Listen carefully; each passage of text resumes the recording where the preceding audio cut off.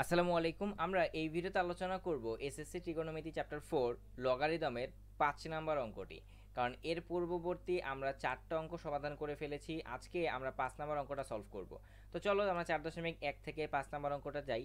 তোমরা একটা জিনিস খেয়াল করবা যে 5 নাম্বার অঙ্কটা কিন্তু আমরা 2 নাম্বারে একবার সলভ করেছি।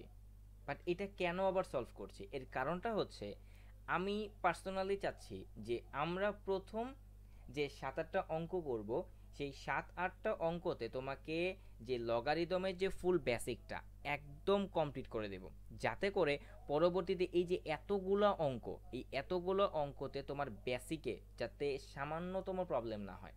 তো এই জন্য আমি এই প্রথম 3টা অঙ্ক একবার বুঝালাম, দেন আবার এই 3টা অঙ্ক বুঝাবো, যাতে করে তোমাদের বেসিকে কোনো প্রবলেম না হয়। মানে এক অঙ্ক আমি যদি 2বার করে বুঝাই, মানে 3টা অঙ্ক, আমার কোনো প্রবলেম হবে না, তোমারও কোনো প্রবলেম হবে না। এক অঙ্ক জাস্ট 3টা অঙ্ক 2বার করবা, অ্যাজ সিম্পল।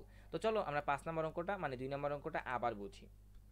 তো দেখো যে এখানে একটা দাগ দেয়া আছে, আমরা জাস্ট এটাকে সরল করব। তো প্রথমে এখানে কি দেয়া ছিল, জাস্ট কোশ্চেনটা। তারপর এখানে দেখো আমি কি করেছি, এই 4টাকে ভেঙে লিখেছি 2 to the power 2। Okay, simple. এরপরে আমি কি করেছি, 2 to the power n minus 2 ছিল, যা আছে তাই লিখলাম।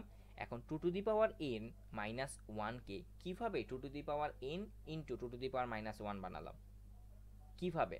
দেখো, একদম সিম্পল, মানে একদম নর্মালি জিনিসটা দেখো। তোমাকে এটা অঙ্কটা একবার বুঝিয়েছি, আবার বুঝাচ্ছি। দেখো এখানে 2 টু দি পাওয়ার মাইনাস 1 এর মানে কি, সরি, তো 2 টু দি পাওয়ার মাইনাস 1 এর মানে কি, হাফ। তাহলে তুমি যদি 2 টু দি পাওয়ার n এর সাথে হাফটা গুণ করো তাহলে কি হবে? 1 বাই 2, মানে sorry, 2 to the power n by 2। তো দেখো 2 to the power n divided by 2, বেসটা কি 2, তাহলে দুইটা বেস, তাহলে একটা যাবে, 2টা যাবে, তো 2টা গেল। মধ্যে কি ছিল, ভাগ। তাহলে মধ্যে যদি ভাগ থাকে তাহলে উপরে পাওয়ারটা কি হবে, গুণ হবে না বিয়োগ হবে? বিয়োগ হবে। তাহলে উপরে ছিল আমাদের কি 2 টু দি পাওয়ার n, আর নিচে ছিল 2 টু দি পাওয়ার 1, তাহলে কি হবে 2 to the power n minus 1। তো সিম্পল, এখান থেকে কি হবে, হাফ হবে।